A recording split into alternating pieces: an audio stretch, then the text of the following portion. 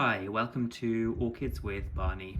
Today I want to feature this really stunning orchid. This is Brassavola grandiflora. Now Brassavola grandiflora is either a completely separate species or it's a Brassavola nodosa subspecies or variety or forma, whatever, grandiflora. So I'm not sure where they are at taxonomically with it. It's either a separate species or it's part of the nodosa group. And it's got huge flowers. So against the size of my hand, you can see these flowers are about 4 inches across, sort of 10, 12 centimeters, really big flowers for a Brassavola. And they've got this gorgeous light green petals with quite a little dark streak there in the center of the lip, partly darkened by the shadow, and this big white lip, which is kind of crystalline. In the sunlight, it sparkles, a bit like a Nerine sarniensis, which is really stunning. It's like it's studded with miniature little diamonds. So really, really beautiful flowers. But the reason I'm growing it is for the fragrance. Now, Brassavola nodosa, which this is either part of or it's certainly closely related to, is known for its nighttime fragrance. And Brassavola grandiflora, which is what this one is incredibly fragrant at night. Only at night. As soon as the dusk starts, the fragrance begins and it sort of builds over the next few hours. And it is almost painfully fragrant. So if you smell it up close, put your nose in and give it a good sniff, it's kind of almost headache inducing, but you don't want to smell it too close anyway. Let it waft through the room. It literally fills up the entire downstairs of the house with this beautiful fragrance that is reminiscent of kind of cloves with a sweetness.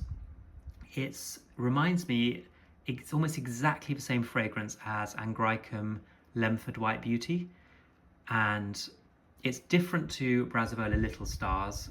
It's perhaps a little bit sweeter, but very, very nice. It reminds me of stocks. Probably the closest thing really is a bunch of cut flower stock. That smell you get, it's really strong up close, it's almost unpleasant, but from a distance it's really nice. So when it's wafted across the downstairs at night, it's just delightful, really nice. And I cannot believe how much fragrance this tiny flower is able to put out. There's 2 flowers on its first ever flowering. Can get a lot more flowers per inflorescence, and imagine if it had, on a big plant, several inflorescences with many more flowers each. It would be unbelievable. So I highly recommend it if you want to grow a fragrant orchid. Now I got it from Andy's Orchids. Always had great plants from Andy's Orchids, always really good quality plants, and he's been very helpful when I've had to ask questions.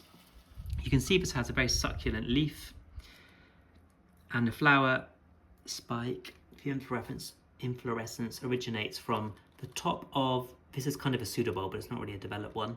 From the top of that, a bit like a cattleya where the pseudobulb meets the leaf, and it's got quite a tall flower stem for a Brassavola. I'm really happy that its flowers are held just above the leaf height, so they're a bit more prominent, plus the size makes it a really worthwhile plant to grow.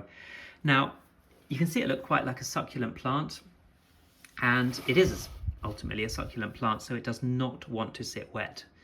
It needs to dry rapidly after watering. So if I water this, which I only do maybe once or twice a week, maybe every 5 or 6 days, I will water it. I will let water sit in a tray for the day. I'll water it in the morning, then I'll tip the tray out at night or late in the day, so the plant can then be drying out for the next sort of 5-6 days. And it dries quite quickly because it's in these clay pellets. This is hydroleca, these little clay balls, and it's in a terracotta pot, so that wicks water to help it dry out faster, and there's holes in the side for good airflow and drying. So that rapid drying of the roots is what you want. It's got quite thick succulent, quite thick roots there, covered in velamin. So they need to dry quick. It's normally a signifier. The thicker the root, the more quickly it will need to dry after watering to remain healthy. So this is Brassavola grandiflora, hugely fragrant, bright light, keep it warm, and rapid drying after watering. Don't let it sit dry for too long, particularly in the summer when it's putting out active growth. But generally it's a very easy orchid to grow, and if you like fragrance, and you like a powerful fragrance that will fill a room easily during the night, then this is the orchid for you. So this is Orchids with Barney. This is Brassavola grandiflora. Thanks for watching. Happy growing.